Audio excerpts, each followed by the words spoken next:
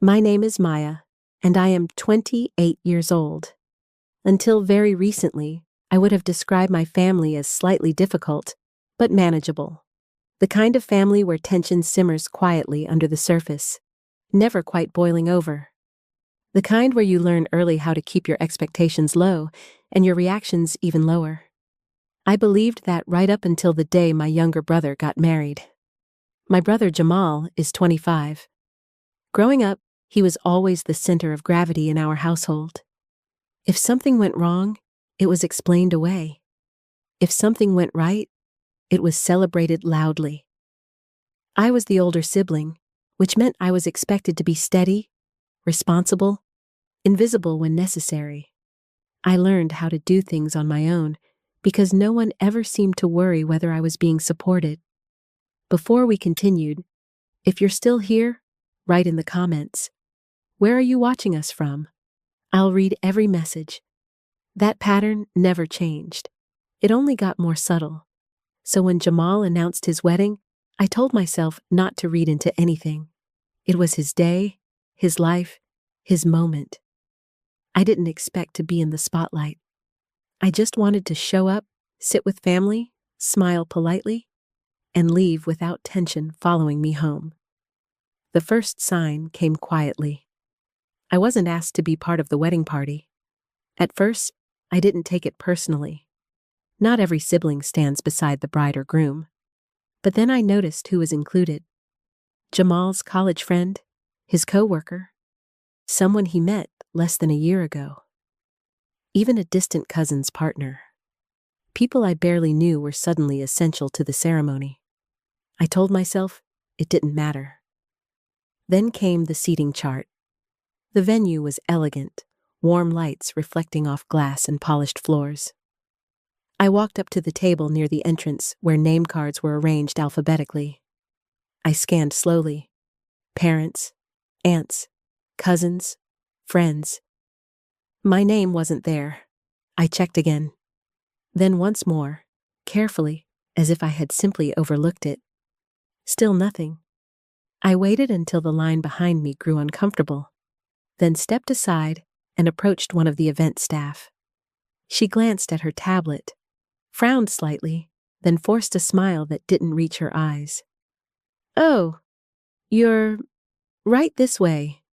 She led me forward, past the wide doors of the ballroom, past the sound of music and laughter, and stopped in the hallway just outside the main room, near the coat rack, near the restrooms.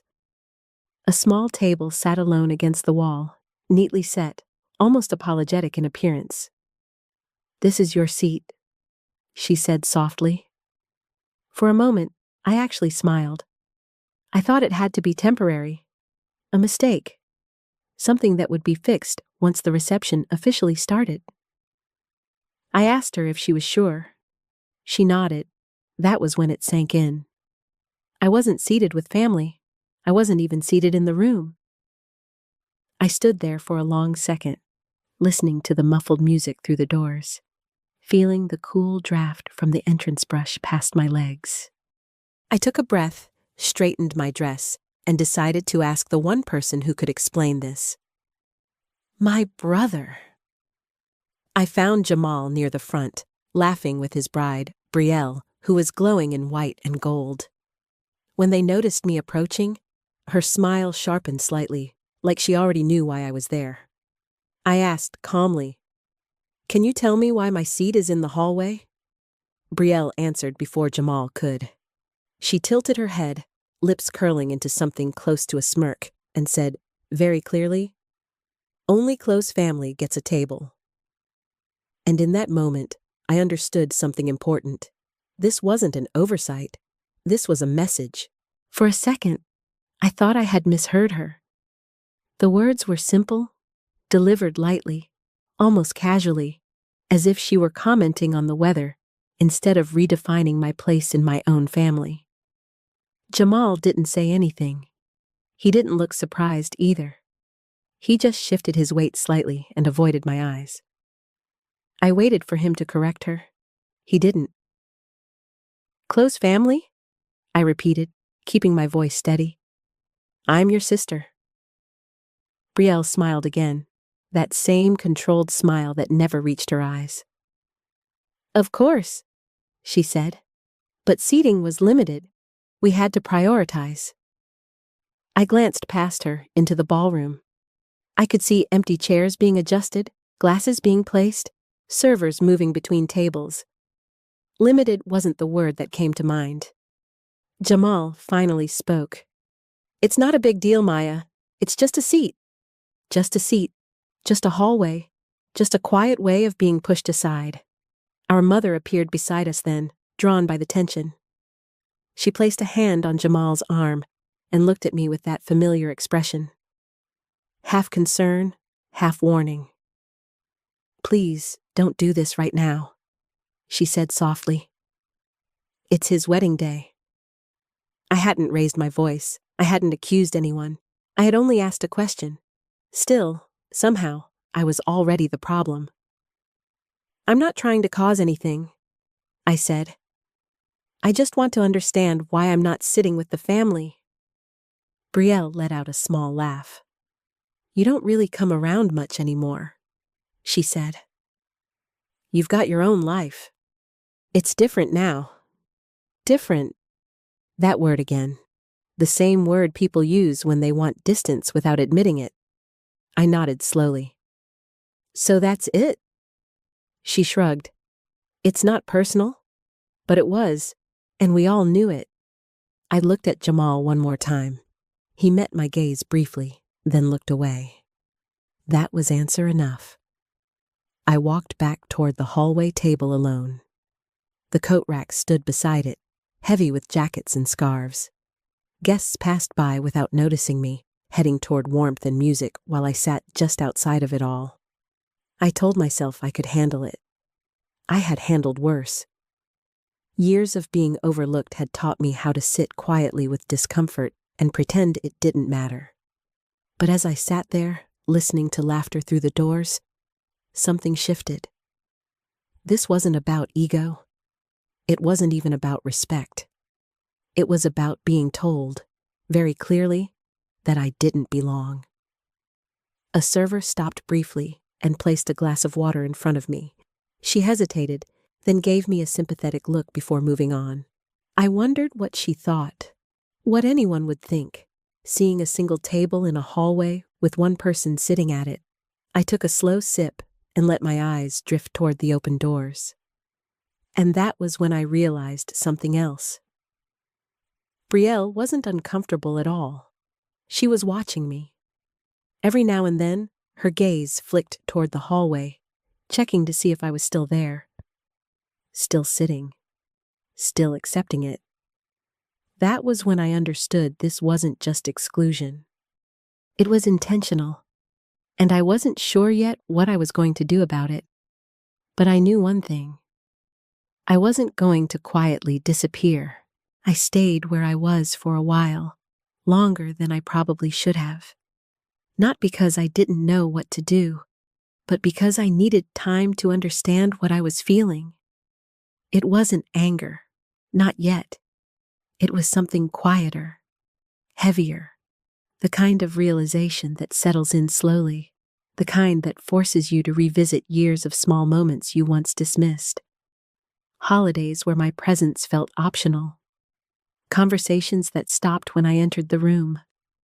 Decisions made without me, explained afterward as afterthoughts. I had always told myself I was imagining it. Now I knew I wasn't. I stood up and smoothed my dress, forcing my shoulders back. If I was going to be sidelined, I wasn't going to look small while it happened. As I walked back toward the ballroom entrance, I noticed a few guests glance at me with confusion. One woman frowned slightly, clearly trying to understand why anyone would be seated out there alone. Inside, the music swelled. Glasses clinked. Laughter rose and fell in waves. I stepped just inside the doorway, close enough to be seen, far enough to still feel separate. That was when Brielle approached me again. She moved with purpose, heels clicking softly against the floor, expression perfectly composed. Jamal stayed behind her, speaking to someone else, as if this had nothing to do with him. "I hope you're comfortable," she said, lowering her voice. There was something rehearsed about her tone, like she'd practiced sounding gracious. "I'm fine," I replied, and I meant it in the most literal way possible. I was standing. I was breathing. I wasn't causing a scene. She studied me for a moment, then leaned in slightly. "You know," she said, "weddings are about boundaries, about starting a new chapter with the people who matter most." I met her eyes. "And you decided I wasn't one of them?" Her lips curved upward, not denying it, not confirming it either. "Only close family gets a table," she repeated, softer this time, as if reminding me of my place. Something about the way she said it, slow, deliberate, made my chest tighten. I nodded once. "Understood." That seemed to satisfy her. She straightened, glanced toward the head table, then turned and walked away as if the conversation were closed. But for me, it wasn't. I looked around the room again, at the people seated comfortably, at the space that had been intentionally withheld from me. And then, unexpectedly, another thought surfaced. Brielle didn't look nervous. She didn't look unsure. She looked confident. Confident people don't usually poke at others unless they think they're safe from consequences. And that was when I remembered something. I had grown up with Jamal. I knew his habits, his stories, the things he complained about late at night when he thought no one else was listening. And more importantly, I knew what he had told me, more than once, about Brielle. I hadn't planned on saying anything. I truly hadn't. I came to this wedding prepared to endure, not to confront. But standing there, just inside the door, I realized something had already changed. I had been pushed out, publicly, deliberately. And suddenly, staying silent no longer felt like maturity. It felt like permission. I didn't move right away. I let the noise of the room wash over me, the music, the clinking glasses, the rehearsed happiness. On the surface, everything looked perfect. But once you know where to look, cracks are easy to see. Jamal was laughing too loudly. Brielle was holding his arm just a little too tightly. I stepped fully back into the room, not toward the hallway this time, but closer to the cluster of tables near the front. A few conversations quieted as I passed. People noticed. It's hard not to notice someone who looks like they're supposed to belong, but doesn't have a place to sit. That's when Brielle's mother leaned toward her and whispered something. Brielle's eyes flicked to me again. The smirk was gone now, replaced by calculation. I could have walked out. I could have taken the quiet exit and let them tell whatever story they wanted about why I left early. But something stopped me. All my life, I had been the one who absorbed discomfort so others wouldn't have to. I swallowed comments. I smoothed tension. I made myself smaller to keep the peace. And where had that gotten me?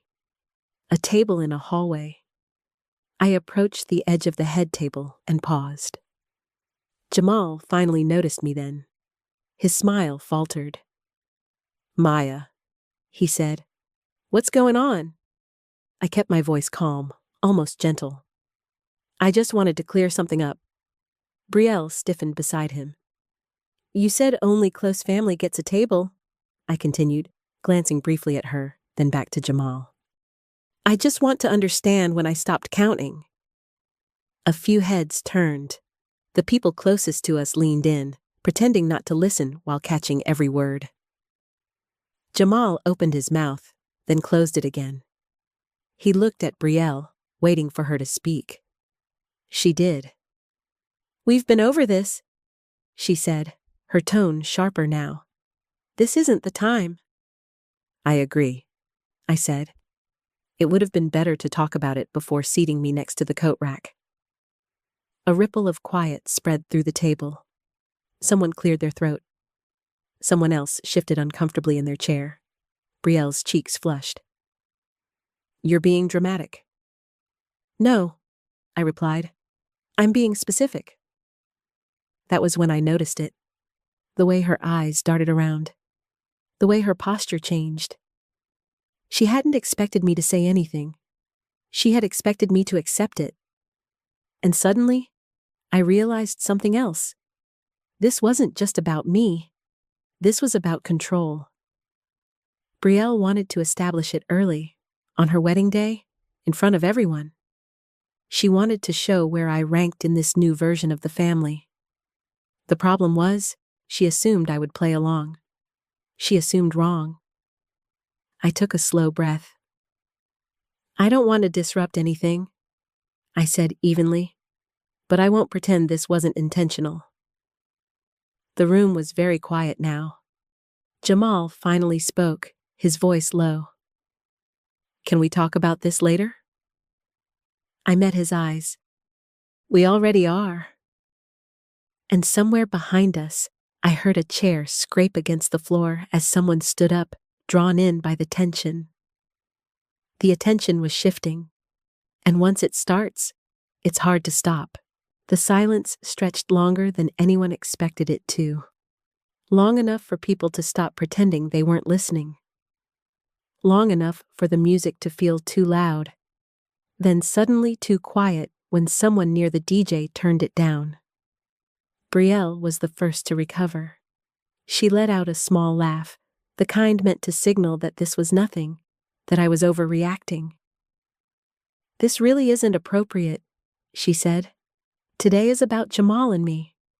"I agree," I replied, "which is why I didn't bring this up. I was fine sitting quietly until you made it clear that my place was intentional." Jamal rubbed his face with one hand. He looked tired. Not confused, not shocked, just tired, and that hurt more than anger would have. "You could have just asked me," he said quietly. "I did," I answered, "and you let her answer for you." That landed. His jaw tightened. He looked at Brielle again, and for the first time that day, there was something uneasy in his expression. Brielle noticed it too. She straightened her shoulders. "I was just being honest," she said. "We had limited space. We made choices, that's all." "Choices say things," I replied. "Even when no one wants to admit it." Around us, guests had gone very still. A woman I recognized from our extended family glanced between Jamal and me, brows furrowed. Someone else leaned back slightly, clearly uncomfortable but unable to look away. Brielle crossed her arms. "So, what do you want? An apology? A chair?" I thought about that for a moment. "No," I said. "I wanted to know if this was how you really see me, and now I do." Her eyes narrowed. "You're making a scene." I smiled faintly. Funny, no one said that when I was being quietly humiliated. That was when Jamal's best man shifted beside him and muttered something under his breath. One of the bridesmaids glanced at Brielle, then quickly looked away. The energy in the room was changing, subtle but undeniable. Brielle could feel it slipping. "This is ridiculous," she snapped. "You weren't excluded, you were seated, just not at a main table." "In the hallway," I said calmly, "with the coats." Someone near the back let out a soft, involuntary laugh. It wasn't loud, but it carried. Brielle's face hardened instantly. She turned to Jamal. "Are you really going to let this happen?" He hesitated. That hesitation said everything. For the first time since I arrived, I felt something solid settle in my chest. Not rage, not satisfaction, clarity. I wasn't fighting for a seat. I was witnessing a truth. And Brielle was realizing that her quiet little power move had just become very, very public. Brielle took a step closer to Jamal, her hand sliding onto his arm again, this time not affectionate, but possessive. She leaned in and whispered something to him, sharp and quick. I didn't hear the words, but I didn't need to. His shoulders stiffened immediately. Maya, he said, turning back to me. Can you just drop this? There it was. Not is this wrong? Not, are you okay? Just drop it.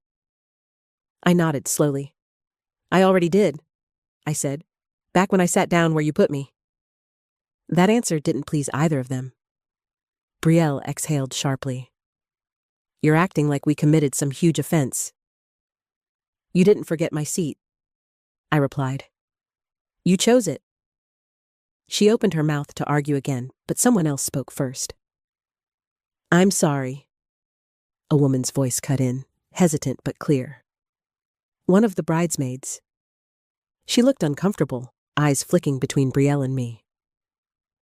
I thought family usually sat together. The words were soft, but they landed like weight. Brielle's head snapped toward her. This is not your concern. The bridesmaid flushed and stepped back, but the damage was done. The thought was now out in the open. People were thinking it, even if they weren't saying it. I hadn't planned to speak again, truly. But the air felt charged now, and silence would only help one side. I don't want to take over your wedding, I said evenly. I came here to support my brother. I stayed quiet until I was told, directly, that I didn't count as close family. Brielle's voice rose. Because you don't act like it? That was new. I tilted my head slightly. Explain. You're distant, she said, her words coming faster now. You're not around. You're not involved. You don't even try. Family shows up. I nodded once, absorbing that. I did show up, she scoffed. Physically sure. Jamal looked between us, tension etched into his face. Both of you, please. But Brielle wasn't done. This is exactly what I meant, she said. You always do this. You make things uncomfortable and then act innocent about it. I felt a quiet shift inside me. Something clicked into place. No, I said calmly. I make things visible. She stared at me, clearly not liking that answer. Around us, people were openly watching now. Conversations had stopped entirely at nearby tables. The DJ stood frozen, hands hovering over his equipment, unsure whether to restart the music. Brielle's voice dropped, tight with irritation. You should just leave if you're this unhappy. I met her gaze. I will, but not because I'm embarrassed. That seemed to catch her off guard. I glanced once more at Jamal. I hope this was worth it, I said quietly. Because moments like this don't disappear once the music comes back on. For a split second, something like doubt flickered across his face. Then Brielle squeezed his arm again. And just like that, it was gone. I turned slightly, preparing to walk away, when I noticed how tense Brielle had become. Her confidence had shifted into something sharper, more brittle. She had expected obedience. What she was getting instead was attention she could no longer control. As I stepped back, she spoke again, louder this time. You know, she said, her voice carrying farther than before. This is exactly why we didn't want you at a main table. I stopped. The room seemed to lean in. I turned back slowly. And why is that? She lifted her chin. Because you have a habit of making things about yourself. You always have. That was the moment something inside me went very still. For years I had swallowed that accusation. Anytime I spoke up, it was framed as drama. Anytime I expressed discomfort, it became selfishness. I had learned how to disappear so well that people forgot it was a choice. I looked at her carefully. I've been sitting alone in a hallway for most of the night, I said. I didn't say a word until you told me I wasn't close family. If that's making it about myself, Then maybe we have different definitions. A murmur rippled through the crowd. Brielle's eyes flicked around again, measuring reactions. She didn't like what she saw. Jamal cleared his throat. Can we please move past this? I studied him for a long second. We could have, I said, but you didn't stop it when it mattered.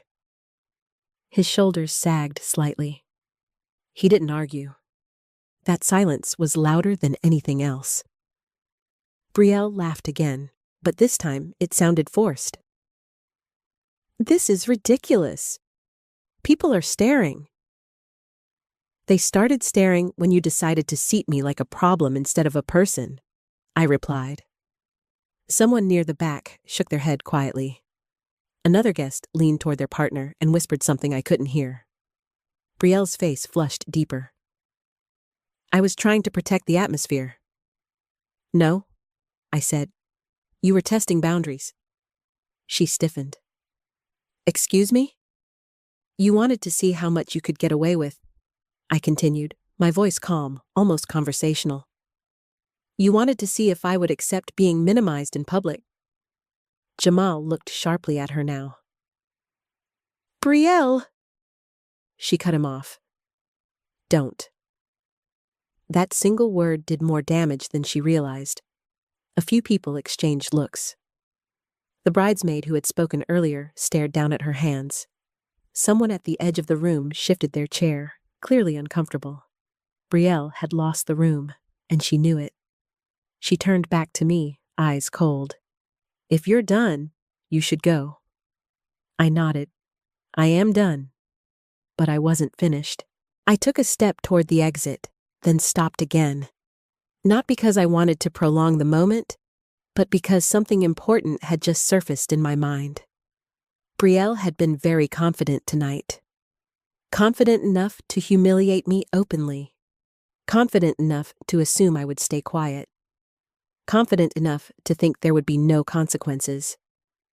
People only act that way when they believe they're untouchable. I turned back once more, slower this time. Not confrontational. Not emotional. Just deliberate. Before I go, I said, there's something I want to clarify. Brielle rolled her eyes. Of course there is. I ignored her tone and looked instead at Jamal. You and I grew up together, I said, which means I've heard you talk. A lot. His expression tightened immediately. Brielle's posture changed. Subtle, but noticeable. She straightened, alert now. I wasn't planning to say anything, I continued. I came here to be polite, to celebrate you.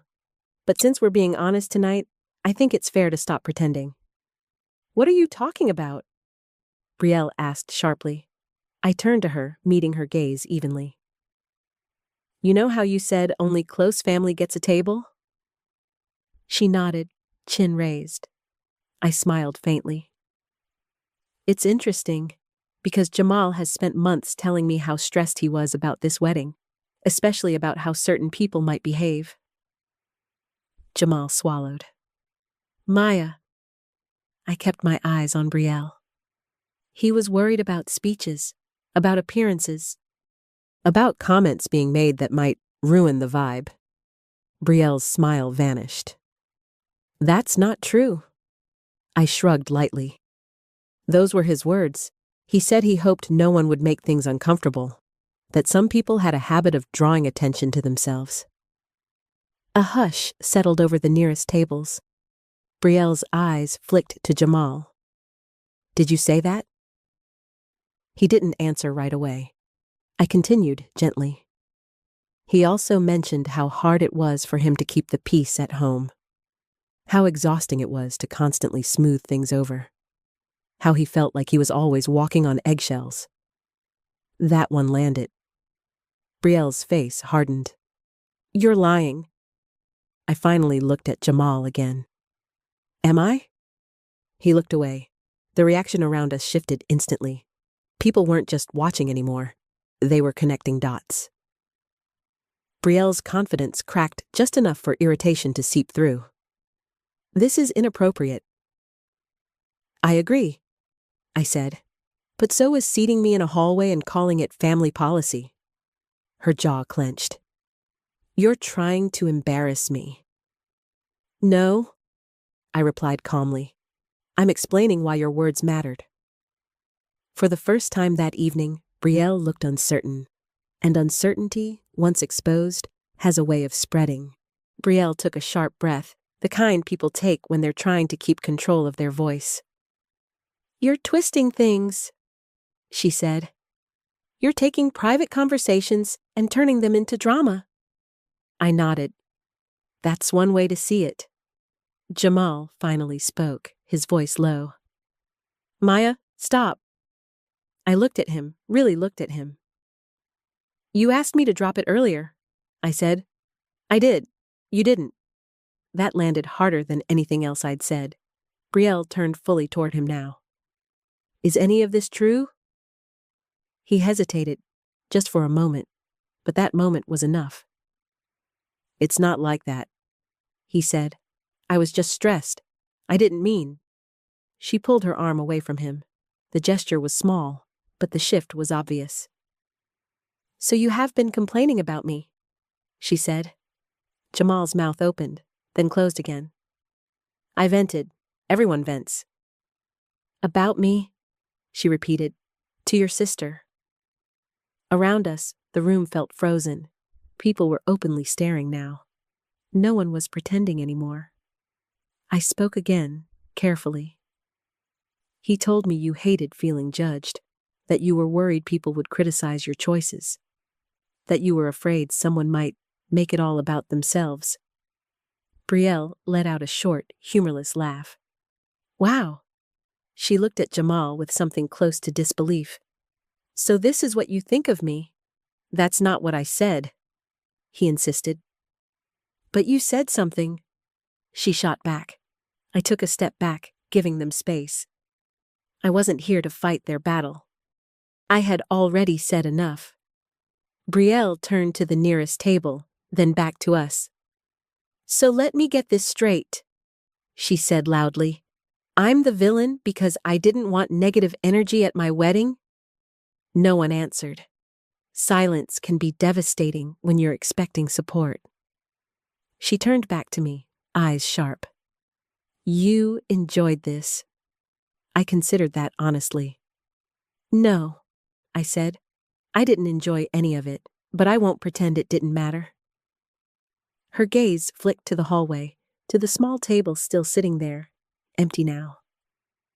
The visual did more than any argument could. One of the older relatives near the back cleared her throat. I've never seen a sibling seated outside the room before, she said quietly. Brielle's face flushed. This is getting ridiculous.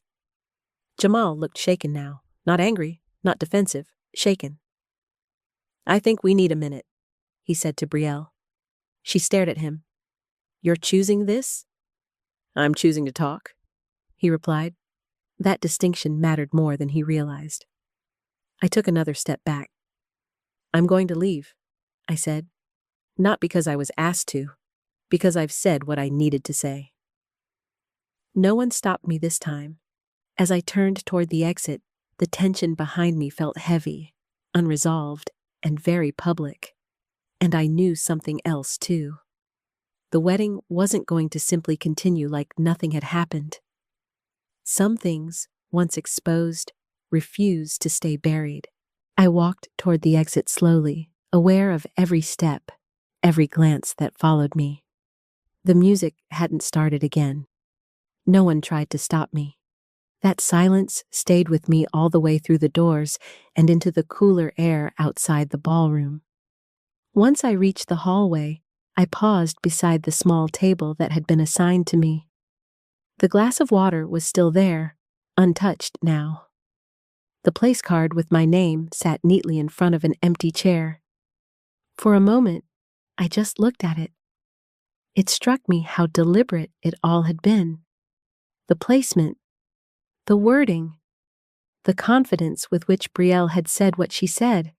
That hadn't been a mistake made under stress. That had been a decision. I picked up my purse and turned away from the table for the last time. As I walked down the corridor toward the main exit, I could hear raised voices starting behind the closed ballroom doors, not clear enough to make out words, but sharp enough to tell the tone had shifted. Whatever calm Belle had tried to preserve was gone now. Outside, the night air felt heavy but grounding.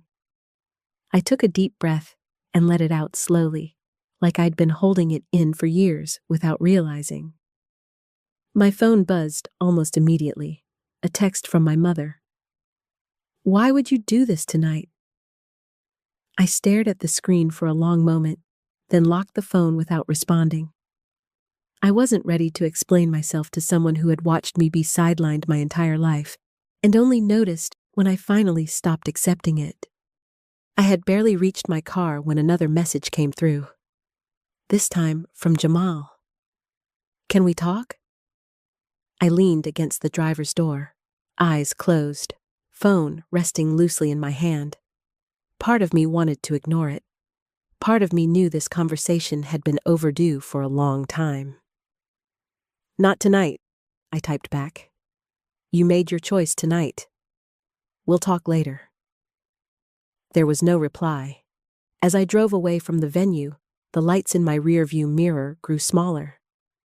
I wondered how long it would take before the full weight of the evening settled in for everyone still inside. Weddings have a way of exposing fault lines people work very hard to hide. And once they're visible, pretending they don't exist becomes impossible. I didn't know what the fallout would look like yet, but I knew this much. I had finally stepped out of the hallway. I didn't sleep much that night. My phone stayed face down on the nightstand, but I could feel it vibrating every few minutes, like a persistent pulse. Messages, missed calls, voicemails I didn't have the energy to hear yet. By morning, I finally checked. My mother had left several messages. Her tone shifted with each one, confused, upset, pleading, then frustrated. The common thread was clear. Somehow, what happened at the wedding had become my responsibility to fix. Jamal had sent one more message just after midnight. "Belle is really upset. This got out of hand." I stared at that sentence for a long time. Got out of hand, as if it had been a spill, an accident. Something no one could have anticipated. I didn't reply. Later that day, my father called. He rarely got involved in family conflict. When he did, it usually meant something had gone very wrong. "Maya," he said after a pause. "I heard what happened." I waited. "I don't agree with how you were treated," he continued slowly.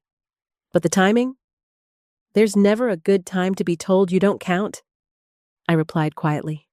He sighed. "I know." That was it. No lecture, no demand for an apology. Just that acknowledgement. It was more than I'd expected. Over the next few days, bits and pieces filtered back to me. The reception never fully recovered. People noticed the tension. Conversations shifted. Belle had disappeared for a while with Jamal. Some guests left early. Apparently, the phrase she'd used, "only close family gets a table," had circulated faster than anyone anticipated. Once words like that are spoken publicly, they don't belong to just one person anymore. Jamal called again 2 days later. This time, I answered. "We're not okay," he admitted. "Belle feels humiliated." I leaned back in my chair, staring at the ceiling. "She humiliated herself. She thinks you planned it," he said, "that you wanted to embarrass her." "I wanted to sit with my family," I replied. "Everything after that was a reaction?" There was a long silence on the line. "She says you crossed a line," he said finally. "I know," I answered, "and she crossed it first." He didn't argue. That was when I realized something important. This wasn't about a single night anymore. This was about a dynamic that had finally been challenged.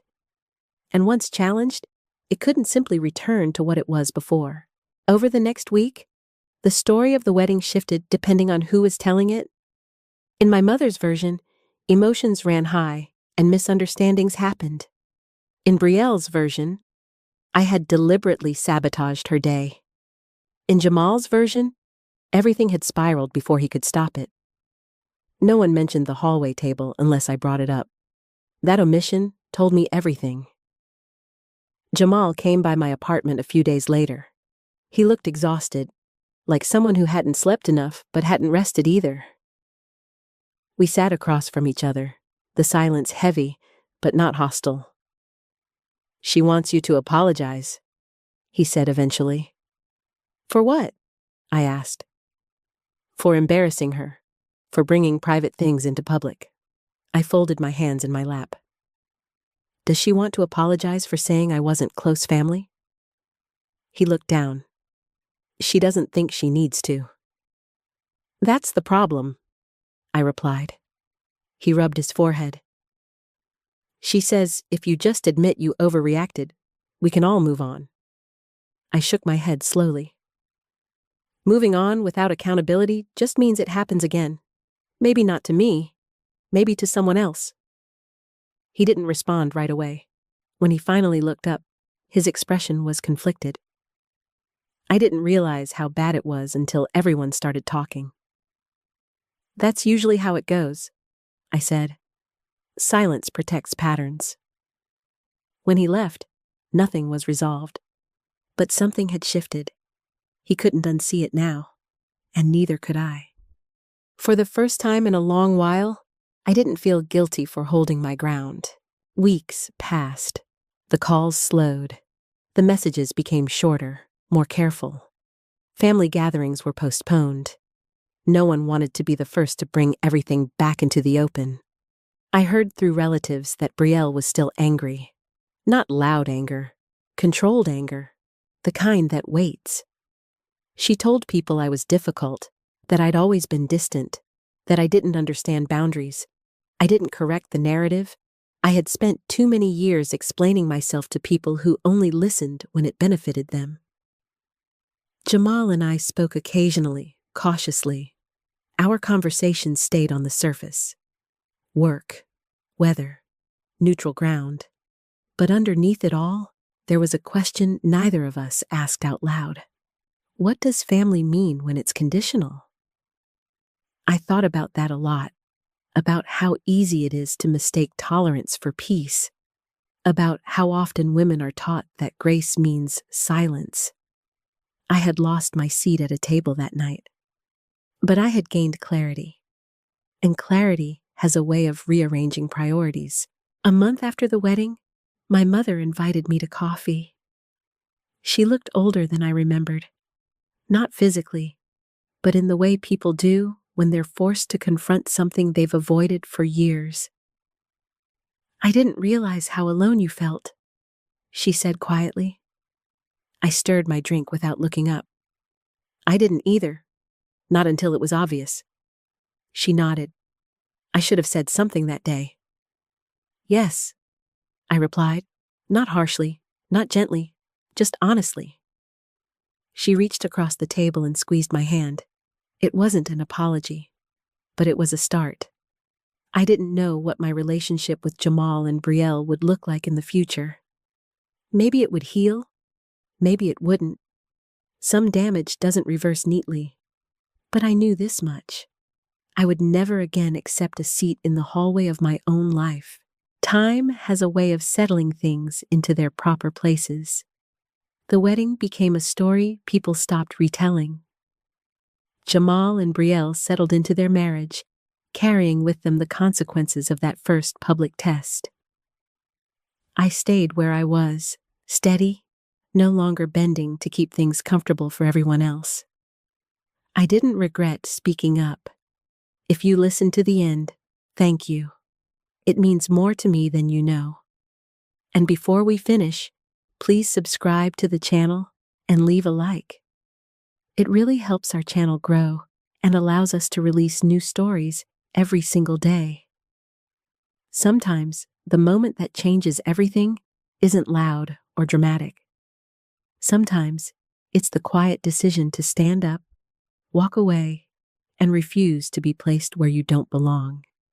And once you do that, there's no going back. For another story that fits your mood, click the video on the left.